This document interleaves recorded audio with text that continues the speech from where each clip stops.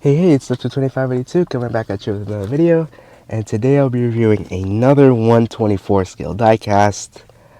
I don't know what's up with me lately just buying 124 scale diecast, but it's just something that, I think I've gotten for a good price, and it's just one that I don't have, and something that I think not too many people even talk about. So this one, I got it on the eBay auction. I want it.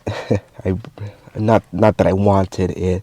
I want it. I beat the other people on the bid or on the auction, and the diecast is this one. No, this is not Dale Sr. This is a Dale Earnhardt Jr. late model diecast. Now, what late model is it? Well, or what late model is it? It's not.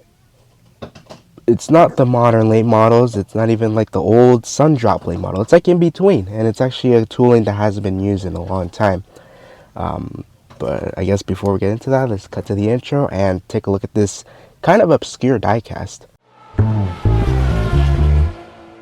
So, of course, obscure, I say that because I cannot find a single image of this car's existence. There's only the description on the box. That's like the only information that exists on this thing.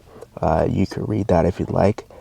But I guess some of the things was this diecast was released in 2003, but the car in real life ran in 1997. So yeah, it's just a little decorative sleeve. It's all exactly the same on all the sides, except the base or the bottom, but it's a bunch of legal crap and such. Standard 2003 box here. We got the little sticker on there. Dale Earnhardt Jr., number 3 GM Goodwrench service, 1997 Monte Carlo.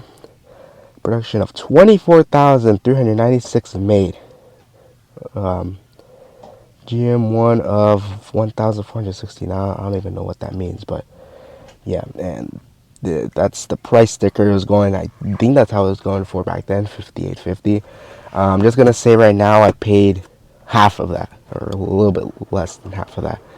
But yeah, we got just take it out of the box here, and the first thing you're greeted with is a certificate of authenticity, which certifies that this is an actual diecast. It's a little strange because it's not autographed. Spoiler, it's not autographed. We got a piece of styrofoam here. We got the diecast. Can't really see it, but it has its own sleeve here. Another piece of styrofoam at the bottom. Let's take out the car out of its sleeve. And there it is. There is the Dale Jr. late model car. Now, you might be wondering, how is this a late model? It doesn't even look like one. Well, yeah, I guess you would be right. It doesn't look like a late model, but it is a late model because this is based off a 1995 through 1999 Chevy Monte Carlo late model. I don't even know what you call it, body style, because there is not too much information on this car at all. This is one that this is a body style I absolutely love for some reason. It just looks really cool. It looks a little bit more realistic to the road car, which I think that's what they were going towards, because this doesn't look like the actual Cup cars or Busch Series cars. This looks a little bit more like the road car, but still it looks like a race car, of course. But yeah, another 124 scale to the 124 scale NASCAR diecast to the collection. I can't be any more happy to have this one. So I guess we're gonna start off with the front. Looks very different, because sure, it is a Chevy Monte Carlo, but it looks very different than any other Monte Carlo because it's supposed to be a 5-star body front end. So yeah, we got the little grill on the front for the radiator, number 3 with the headlight outlines, and we got the little Chevrolet grill on here. That's actually a separate piece, but it's just painted white. We got the little red stripe on the front with the number 3.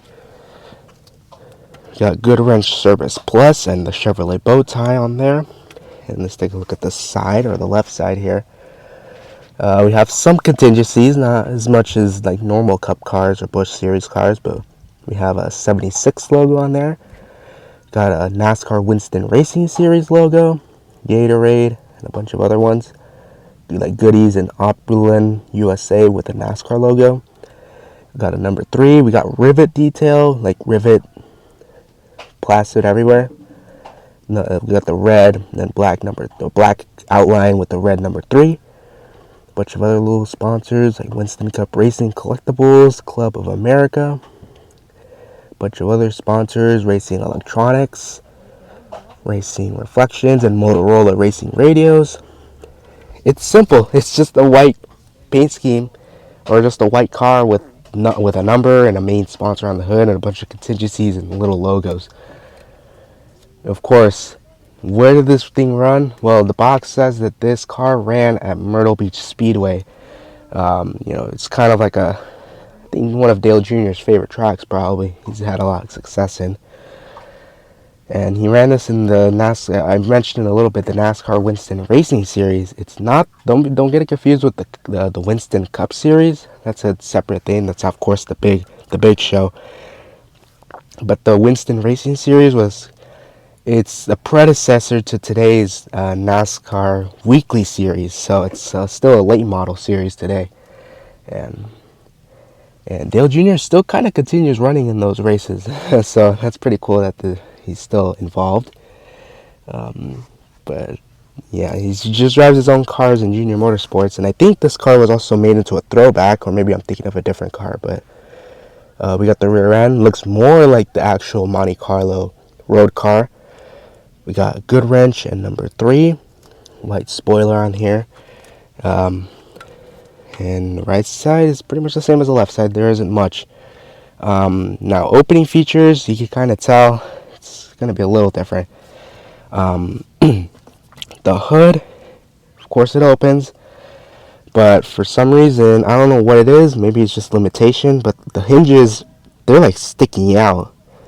It's a little odd, but whatever, at least it works, because it opens up, and this thing actually folds all the way to until it hits the windshield. Of course, you want to push it all the way to back, because then you'd actually crack the windshield, and of course you don't want that happening. But yeah, nothing on the underside there. Pretty nice engine detail on the front. A lot of cables and very nice paint applications in there, and molded details. Looks really cool. Really nice on here. And then the rear trunk, I guess if you want to call it, it doesn't open like a cup car, and you can kind of tell.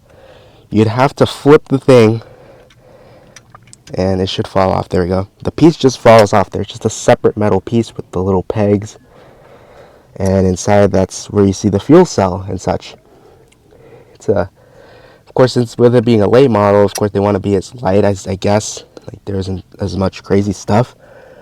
In the interior, got a steering wheel in there, got a roll cage and such, and of course it's running on Hoosier tires with pretty unique looking wheels. Looks pretty cool. And then of course the front wheels do turn, and with that the steering wheel actually does turn in there, as you can tell. I'm moving it back and forth. And I think on this side we'll be able to see the interior a little bit better. Yeah, just pretty nice. A lot of detail in there, painted and molded. So yeah, and I guess take a look at the base here, because the base looks very bare.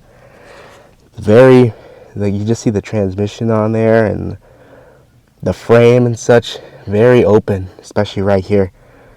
Of course, with it being a short track, they didn't have to do all this like aerodynamic stuff, because of course they weren't going super fast. So and the base is a little interesting, because it says on the bottom,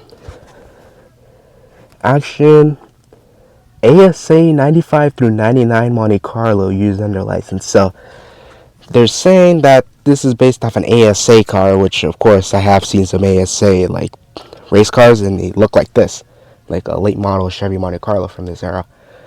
But Lionel, or at this point it was still Action, they've never made an ASA car with this tooling. In fact, there's only 2 that have only been made in this tooling. This one and a Kerry Earnhardt Mom and Pop's number 8 car. And that's pretty much it. They have not used this ever since those 2 releases, which sucks, because honestly, this is one of my favorite ones. And they did make this Dale Jr. car in 164 for the Winter Circle line, but it was still on the Gen 4 Cup mold.